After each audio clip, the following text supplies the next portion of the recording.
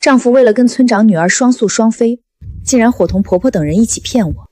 村长女儿更是占了我的知青回城名额，在城里得到各种优待，而我却没来得及找他们算账，就因过度劳累猝死。我死后，丈夫自然而然继承了婆婆的祖宅，还将我辛苦建起来的鱼塘霸占，夺走了我所有的存款。遥想我前世，竟然一辈子都在为他人做嫁衣，幸好上天垂怜，让我重来一次。我一定要让所有人付出代价。见我不说话，婆婆又哭了起来。村长张嘴想说些什么，我知道你们的意思，我也不放心把妈丢下。咱们先给小婆办理后事，让她入土为安吧。婆婆和村长连连点头，准备去张罗村民到家帮忙。而我迅速赶回家中，找到了户口本，以最快速度赶到了派出所。同志，我丈夫去世了，我来办销户。等丈夫的销户证明被我握在手上时，我勾唇笑了。渣男，既然要死，那就死得彻底一点吧。办好销户证明后，我返回了村里。此时婆婆家里已经围着不少村民，堂屋正中间摆放着一张大桌子上面是一个骨灰盒以及丈夫何建业的遗照。这时候火化的家庭并不多，农村家家户户还是保持老传统土葬，大家一致认为人死了就是要入土为安，一把火烧了是对逝者的不敬。前世我也疑惑过，咱们为何早早将建业遗体火化，不留个念想吗？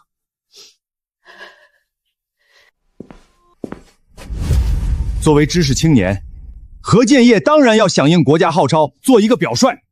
何建业死前的遗言就是要走火化，他不愿意让亲人看见自己肢体破碎的身体。当时的我听到这番话，哭得更加伤心，只觉得何建业人品高尚，哪怕丢了性命也要为他人着想。可是如今重来一世，知道所有真相的我，只为自己感到悲切。我任劳任怨一辈子，都在给何家做牛做马，而这死老太婆为了自己儿子能跟村长女儿双宿双飞，能让他以单身的身份在城里过好日子，不惜编造出儿子意外去世的谎言。这一世，我必然让何建业身败名裂，不止销户，更要一辈子销声匿迹。秀兰，你刚刚干嘛去了？快来帮忙！我打算把我那块墓地用来安葬建业，让他早些入土为安。我点点头应下，跟着一起操办后事。当地的风俗，家里的年轻人若是出了意外死亡的，丧事必须从简。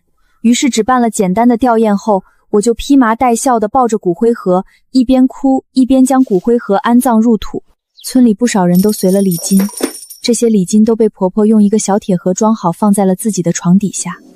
前世我心疼她老来丧子，从来没开口要这笔钱，可收了礼金后，家家户户的礼金都是我赚钱去还。直到婆婆死后，何建业上门，我才知道婆婆不仅将礼金全都寄给了她，还把我每个月给的零花钱一一寄走。怪不得上一世的婆婆老是以各种借口问我要钱。我命苦啊！一把年纪没了儿子，身上也没钱，一点保障都没有。妈，万事有我呢。那这个月的钱你尽快拿给我。为了照顾婆婆，我甚至放弃了知青回城的机会，把自己一辈子都留在了这个小村庄里。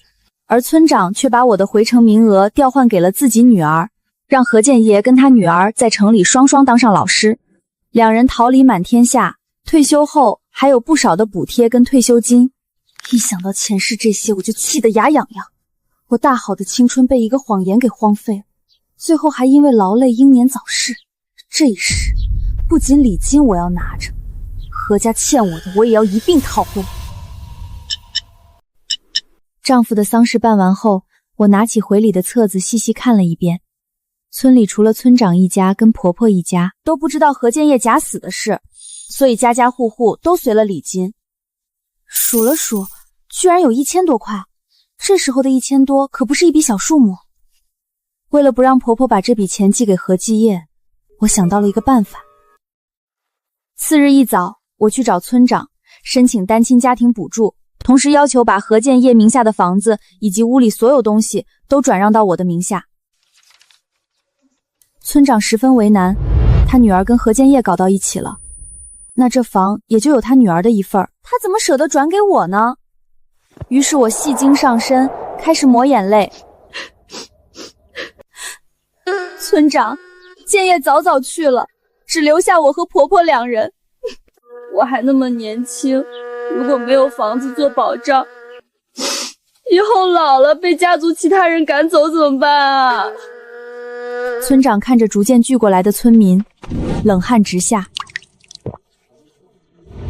眼看周围村民开始议论纷纷，我哭得更加大声。我要照顾婆婆一辈子，我也得有个保障，不是？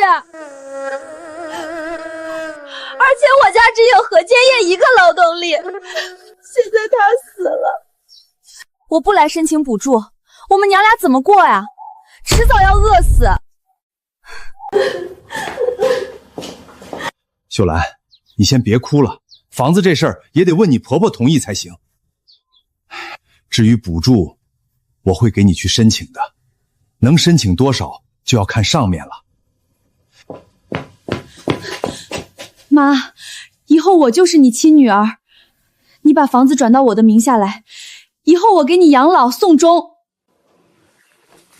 村里没有女人继承房子的规矩。这个规矩是谁定的？女人继承房子犯法吗？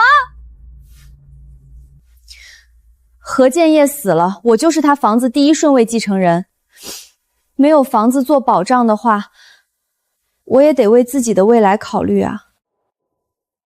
我还那么年轻，要不然我就改嫁算了。啊？何建业跟王翠莲在城里不愿意回来，婆婆跟屋里的10几亩地也得有人照顾才行，而我就是这个最好的劳动力。我之前一直想不明白，何建业为什么不直接跟我离婚，而是弯弯绕绕想出假死这样的骗局来。现在我知道了，作为老师，如果传出去他变心爱上别人，从而跟自己结发妻子离婚的话，对他的仕途名声都有巨大影响。在这个年代，离婚可是要被人戳脊梁骨的。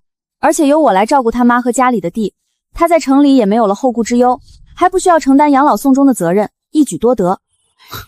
只需要牺牲我一个人，就可以换来他一辈子的幸福。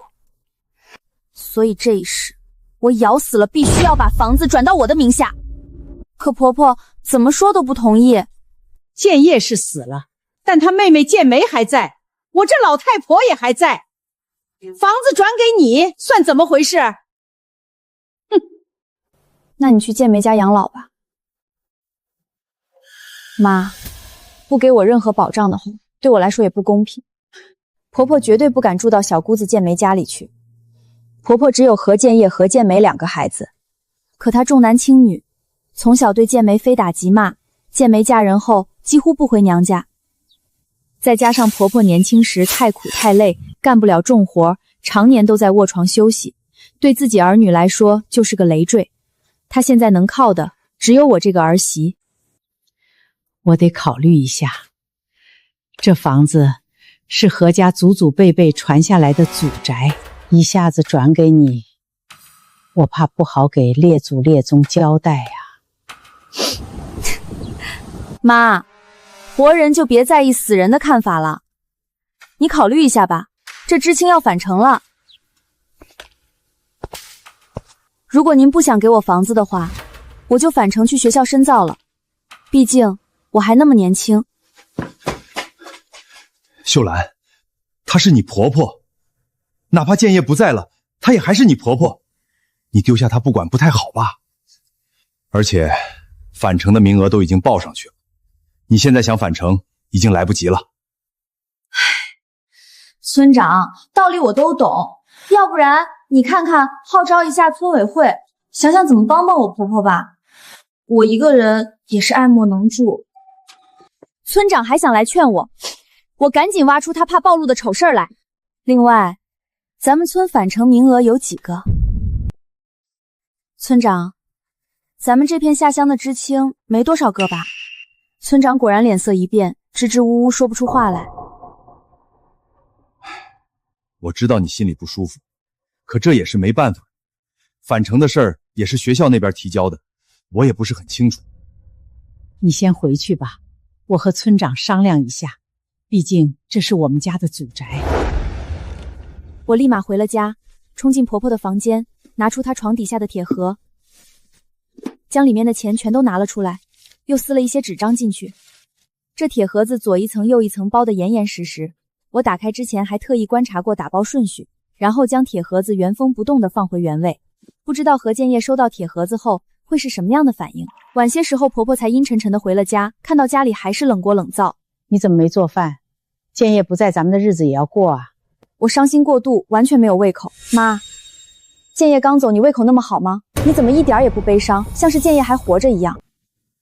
人活着总是有希望的，我也是希望我们好好生活，别让建业担心。房子的事儿我和村长商量了，你还那么年轻，要留在村里照顾我一个老太婆也不容易。房子该是给你的，明天咱们就可以去村长那里过户，让村长和其他村干部们做个见证。闻言，我不自觉地微微勾起唇角。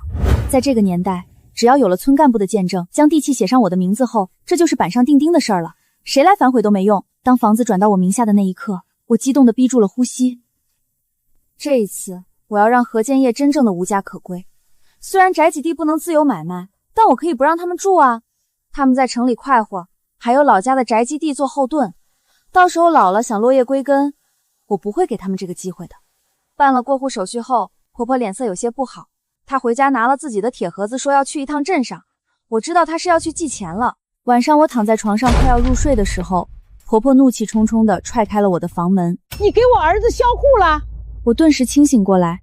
是啊妈，人都死了，当然得销户，留着也没意义啊。而且我要去申请单亲家庭补助，必须要提交死亡证明。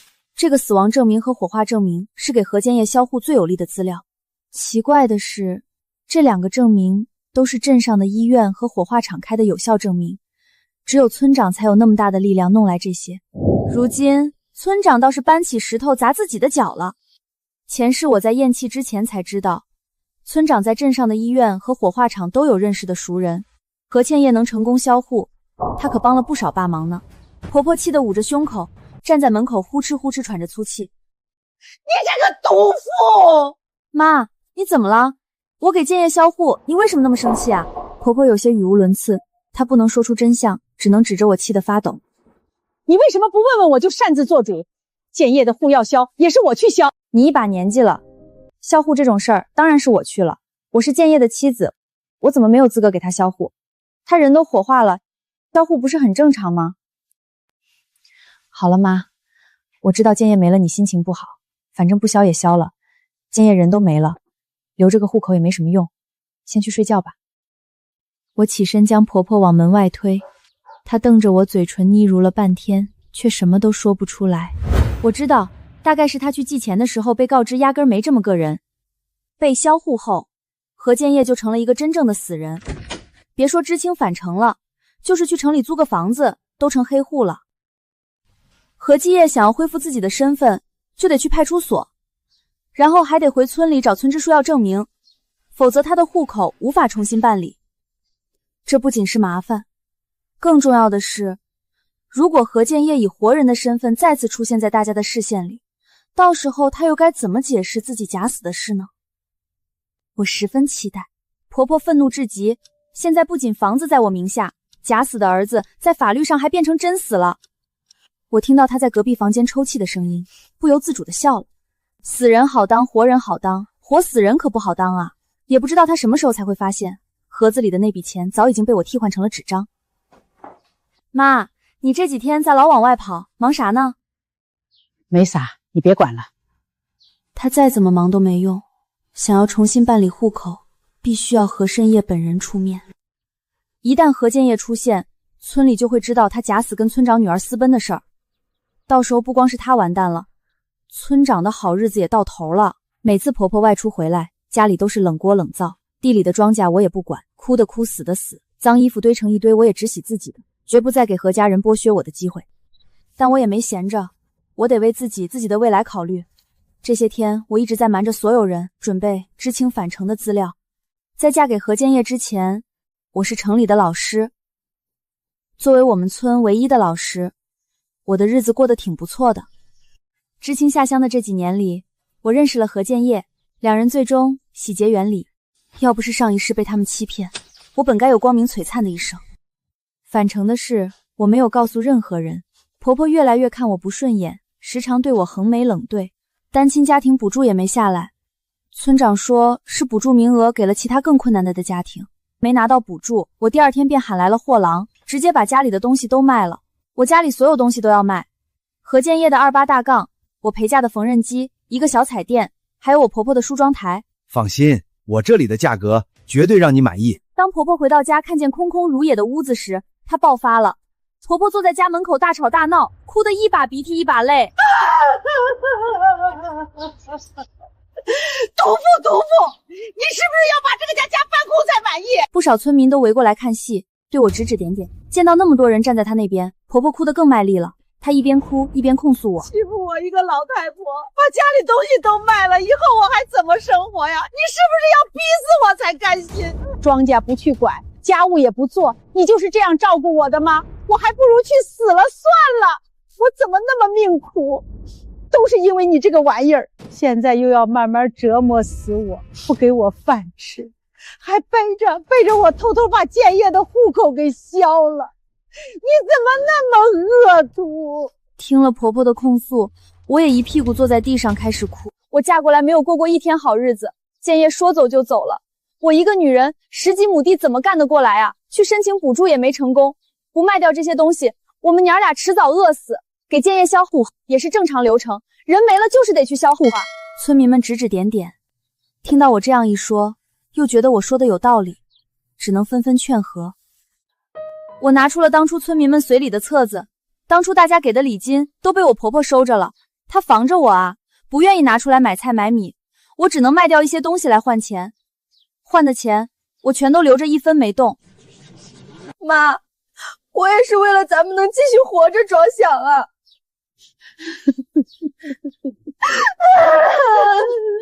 有村民捡起册子一看，粗略算了一下，纷纷劝婆婆把钱拿出来，说这都有1000多了，够我们娘俩过大半年。秀兰嫁到你家怎么样？我们大家都有目共睹的。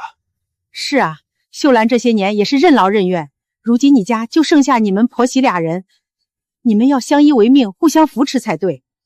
婆婆一咕噜从地上爬起来，什么钱不钱的，这是我留给自己的棺材本儿。外人永远是外人，难道他还会真心为我可成？自己偷偷跑去把我儿子销户也不跟我说一声，眼里还有没有这个婆婆？听了婆婆的话，我哭得更加伤心。妈，我之前跟你说过了，我们要去申请补助，就得有死亡证明、销户证明，建业都没了，销户是正常流程。你一直为了销户的事儿骂我，难道建业没死？此话一出，村民们都面面相觑起来。婆婆脸色一变，一边哭一边叫：我倒是希望我儿子没死啊，要不然我怎么会任由着你来欺负我啊？那你把礼金拿出来，以后我来规划这个钱。你现在不赚钱，什么都靠我，我还需要钱去买些种子回来种地。婆婆此时哪里还有钱？上次出去寄钱，她发现了儿子被销户的事，但钱盒子依旧没拿回来。铁盒子或许是寄给了王翠莲，也不知道她收到没有。村民们也劝婆婆把钱拿出来，现在就我们俩相依为命，这笔钱给我规划着，买些种子、鸡鸭什么的来养着，以后生活也有保障。婆婆支支吾吾不说话，大家都看见了，我婆婆像防贼一样防着我。这礼金收了之后，我没看过一眼，之前家里的钱都是建业在管，建业去世后，家里的钱办丧事儿也花得差不多了。可即便这个情况了，婆婆还是防着我，一分钱都不想落入我手里。我不卖掉这些东西还能怎么样？村民们都同情地看着我，纷纷劝婆婆把钱拿出来。婆婆干脆破罐子破摔，一哭二闹三上吊，说我要逼死她。村民们眼见劝不动，摇摇头直接回家了。等人都走了以后，我双手抱胸倚靠在门框上，淡淡看着作妖的婆婆。没人看戏，她也不装了。婆婆一咕噜从地上爬起来，恶狠狠地看着我。我儿子死了，你就这样欺负我，你满意了吗，毒妇？看着她咬牙切齿的样子，我微微一笑。是吗？你儿子真的死了吗？你什么意思？我没理会他，直接转身回了屋子里。知青返程已经开始很久了，我现在回去确实已经来不及。但王翠兰顶替我这件事，没完，我不会放过他的。第二天一大早，我就瞒着婆婆带着钱踏上了城里的火车。根据前世的记忆，我找到了王翠莲顶替我的那所学校。知青返城后的学校都是重新分配的。前世何建业带着王翠莲出现在我面前时，王翠莲得意洋洋地说了很多。感谢你帮我和建业照顾婆婆，还给了我一个那么好的老公和工作单位。要不是你，我们一家现在还在农村呢。凭借这些记忆，我找到了那个学校。我在学校附近租了一个很小的房子，蹲了好几天，终于看见了王翠莲的身影。她跟在村里的样子已经截然不同了，穿着一身波点的白色连衣裙，脑袋上别着一个红色发箍，脸上洋溢着笑容。王老师好，王老师今天真漂亮。我看着她气得牙痒痒，这个名额本该是我的，仅仅是因为王翠莲有个村长父亲和一个村支书大伯，硬生生让她顶替了我的名额和我的人生。我将自己乔装打扮了一下，戴上了帽子和围巾，把自己包裹得严严实实。王翠莲走到校门口的时候，一个高大的男人已经买好菜等在那里。见到王翠莲后，何建言快步上前接过她手里的课本，但王翠莲却没给他好脸色，而是自顾自地往前走。我不远不紧地跟着，发现两人居然就住在我家附近的楼里。一直看着他们上楼，我默默记录下了他们的门牌号后跟了上去。刚刚走到门口，我就听到里面爆发了激烈的争吵声。每次都是再办了再办了，我会等你，学校会等你吗？你要是无法在学校工作，我们还有什么好日子可以过？难道要孩子生下来后看见一个一事无成的父亲你才满意？何建业轻声哄着王翠玲。老婆，你再等等，岳父那边说再等等我的户口就可以补上了。我也不想这样啊，谁知道那个贱人发什么疯，居然跑去把我的户口注销了。听到这温柔的语气，我都不敢相信这是何建业。之前他跟我在一起的时候，一向是严厉冷淡的，何时那么温柔的开口哄过我？而且这才假死多久，就有孩子了？何建业贪图王翠莲的权势，王翠莲则想通过何建业到城里来。看来他们苟活已经不是一天两天了。两人渣男贱女，一拍即合。不等我多回忆，就听到砰的一声响。啊！你妈还说给我们寄钱，你看看这是钱吗？寄来一盒纸片哄谁呢？不可能啊，我妈不可能会这样骗我们的，一定是哪里出问题了。我明天打电话问我妈。再没有钱，我们的房租就交不上了。难道你能拉下面子来让我给我爸借钱吗？我爸本来就没那么看好你，要不是因为我怀孕了，你以为我爸愿意让我跟着你冒险？房租的事儿，我会想办法，你别动了胎气。王翠莲越说越委屈，小声地哭了起来。让你直接离婚你不肯，非要想出假死的办法来。这下好了，户口都注销了，要是再不把户口补上，你学校的工作也保不住，到时候我就回娘家去。你以为我不想离婚啊？可离婚对我的前途名声都有影响。放心吧，我明天打电话回去，尽快把户口补上，到时候去找你大伯和岳父开个证明，然后再到派出所去把户口补上就好了。听到两人争吵不断，我内心感到一丝畅快。次日，我依旧蹲在了学校门口，等到放学后看见王翠莲的身影后，我走了上去。翠莲，你怎么在这里？她看见我那一刻，顿时脸色大变，下意识的就想转身离去，却被我拦下。我看了看她身后的学校，又狐疑的看了看她。你在学校工作？我不是，我没有。王老师再见。她百口莫辩，只能点点头，强颜欢笑。你怎么会在这里？你是怎么进来学校工作的？王翠兰支支吾吾说不出话来。她总不能说自己是靠着村长父亲开后门，然后顶替了我的名额来的吧？看着她紧张的说不出话来，我步步紧逼。我丈夫何志业死了，你知道吗？是吗？我不知道这事儿，节哀啊。我不说话，只是直勾勾的盯着她。王翠莲做贼心虚，做事要跑。我还有事儿先走了，下次再说。看着她的背影，我笑了起来。怕成这样，是怎么成为何继业的帮凶的？等他跑远了之后，我才回了自己家去。后面的2天，我每次都会在王翠玲下班的时候出现。直到第4天，王翠兰终于忍不住了。你一直跟着我干什么？看着她发疯，我抬脚想靠近，但却被一只胳膊从后面拽住。何建业的声音浑厚的，别伤害我老婆。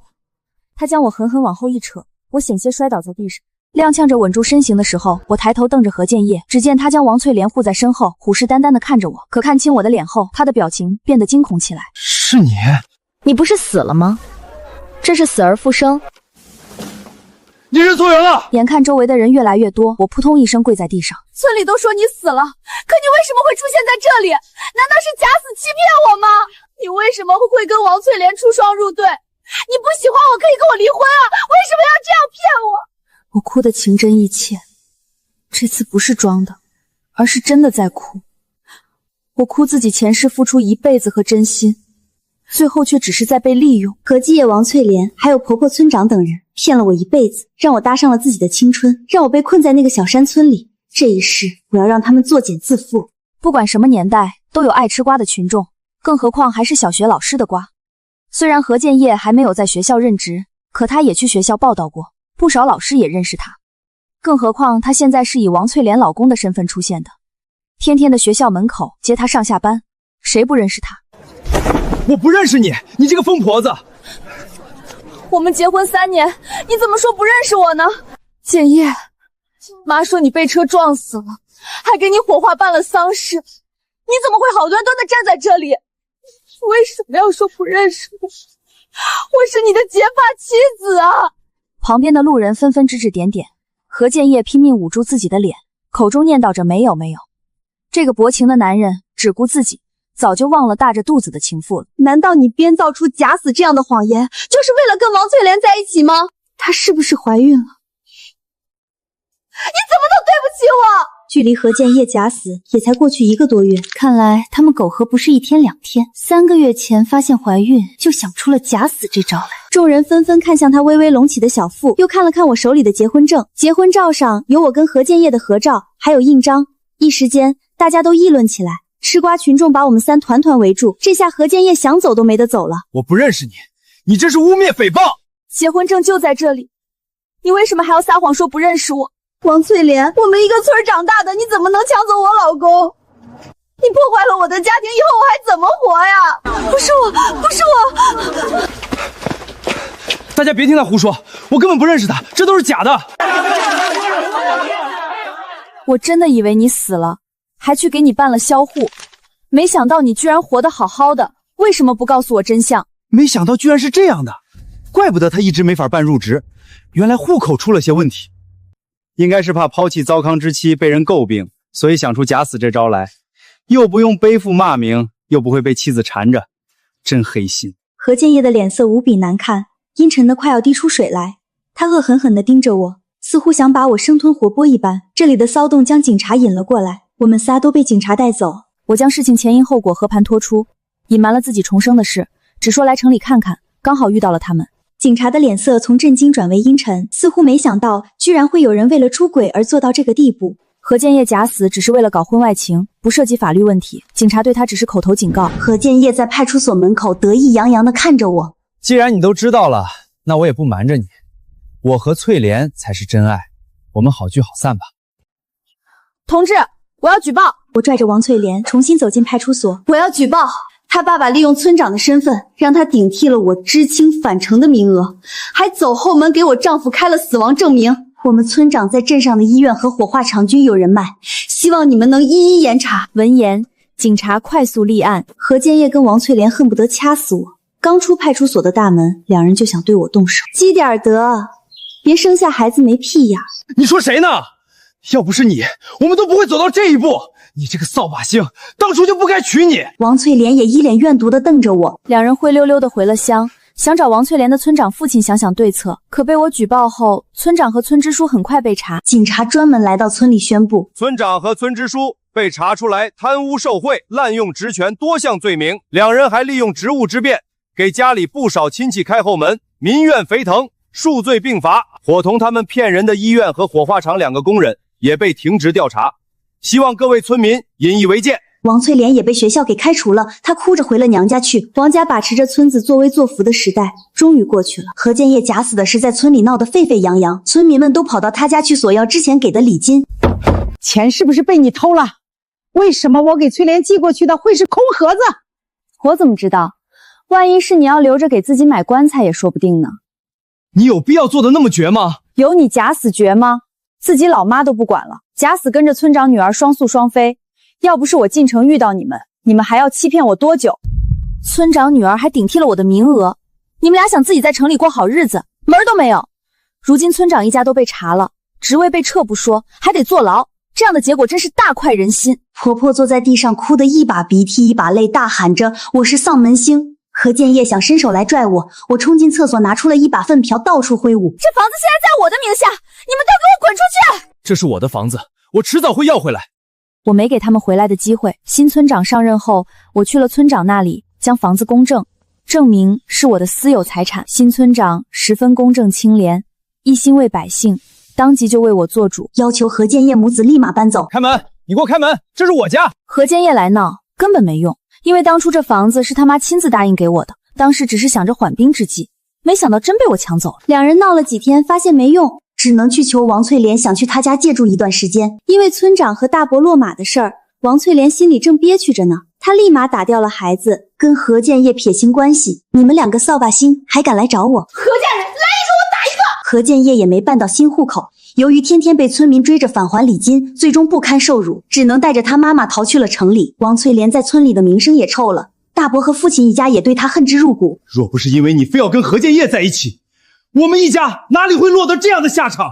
不久之后，王翠莲也进城打工去了，而我也不想在村里多待，同时也不想让何建业母子俩回来住。想来想去，我把房子交给跟何建业一家有世仇的张大头家借住，不收租金，唯一要求就是不让何建业一家进入房子里。处理好一切后，我回了城里。虽然已经错过了工作的机会，但我也通过上一世的记忆，知道什么风口做什么生意最好。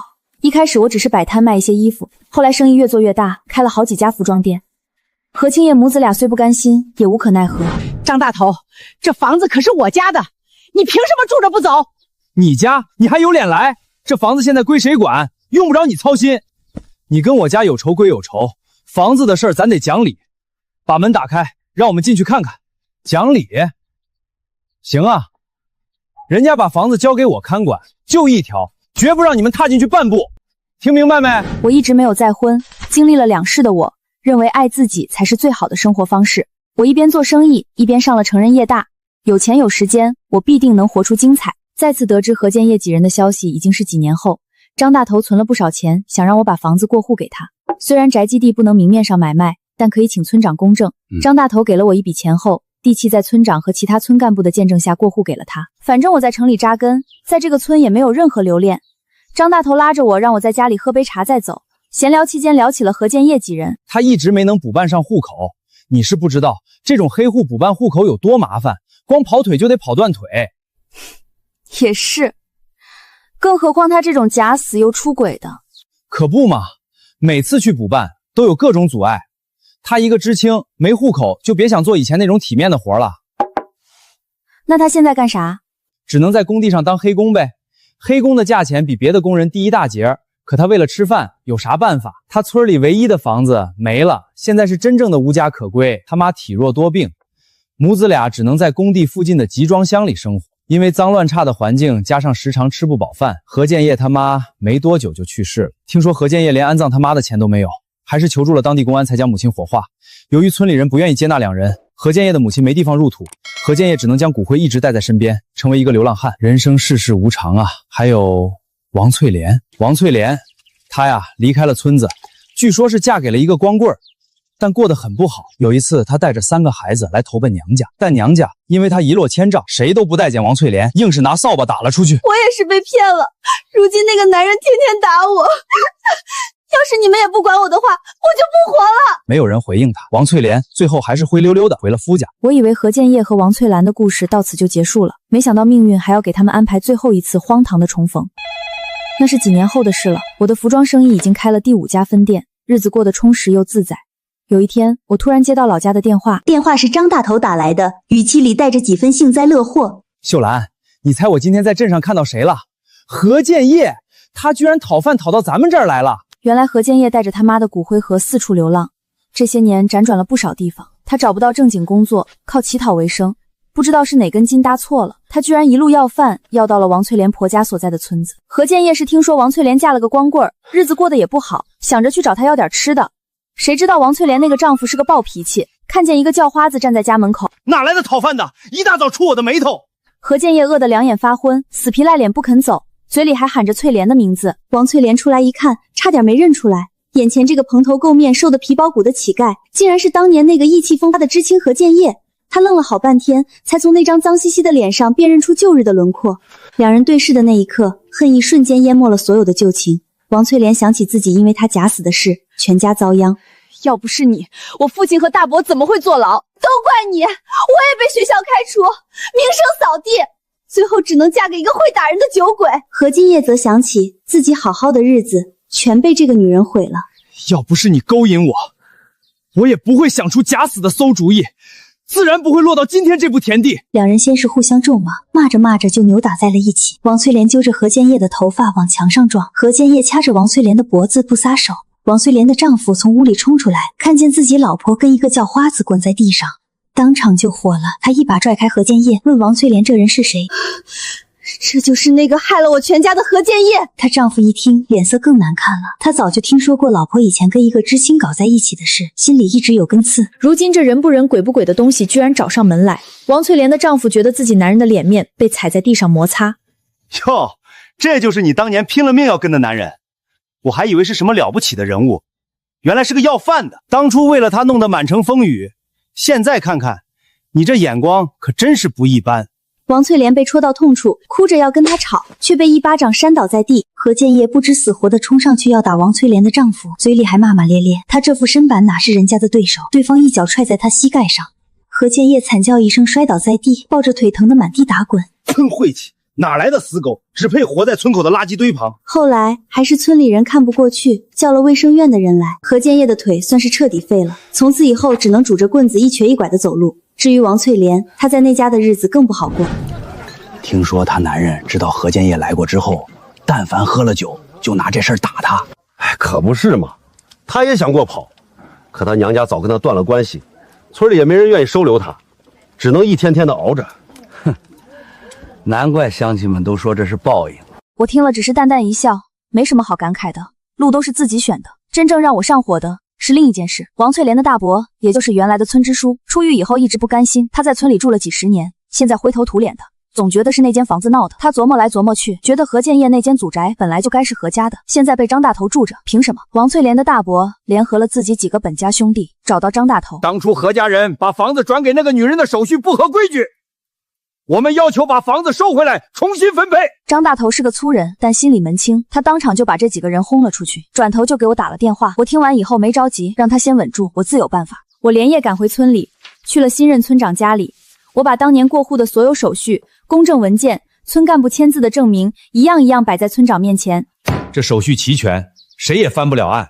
第二天，张大头按照我的意思，在村里的大槐树下摆了几桌酒，把全村人都请来了。酒过三巡，张大头站起来，当着所有人的面，把王家大伯想骗房子的事一五一十讲了出来。他嗓门大，说话又粗俗，把王家人那点小心思扒得干干净净。这房子是秀兰花钱从何家买下来的，手续齐全，我后来又花钱从秀兰手里买了过来，清清白白。他们王家凭什么来要？呵呵，凭他们脸大，还是凭他们坐过牢？村民们哄堂大笑。王翠兰的大伯脸涨得通红，想辩解又说不出话。他几个兄弟更是低着头，恨不得钻进地缝里。张大头越说越来劲儿，还把当年王翠兰顶替我名额、何建业假死骗人的事儿又翻出来嚼了一遍。王家人干的好事儿，害了秀兰一辈子，现在还有脸来抢人家的房子。我张大头虽然不是什么好人，但也知道羞耻两个字怎么写。你们王家要是还有点良心，就赶紧滚出这个村，别在这丢人现眼了。村民们指指点点，王家人再也坐不住了，灰溜溜的散了。从那以后，王翠莲的大伯在村里彻底抬不起头来，没过多久就带着一家人搬走了，去了哪里没人知道，也没人在乎。这些事情忙完以后，我回到城里，继续打理我的生意。日子一天天过去，我的服装店越开越多，从零售做到了批发。我买了房子，买了车，每年都会出去旅游几次。我努力充实着自身，我经历过两世，比谁都清楚，靠别人不如靠自己。有一年春节，我回村给父母上坟，路过当年的老房子，张大头已经把那栋房子翻修了一遍，院子里种了菜，养了鸡，看起来生机勃勃。他看见我，非要拉我进去吃饭。饭桌上他喝了点酒，又说起何建业的事儿。秀兰，你是不知道，何建业那个瘸子后来跑到县城去了，在桥洞底下住了大半年。听说去年冬天冻得不行，跑到救助站去了。人家一查，他没户口，还是个黑户，差点给送到监狱里去。后来不知道去了哪儿，反正再也没见过。我端着茶杯没说话。窗外的阳光很好，落在院子里金灿灿的。我想起当年那个年轻的自己，嫁进何家的时候也才20出头，以为嫁了个老实人能过一辈子安稳日子，谁能想到半辈子都搭进去了。好在老天开眼，让我重来一次，我没有辜负这个机会。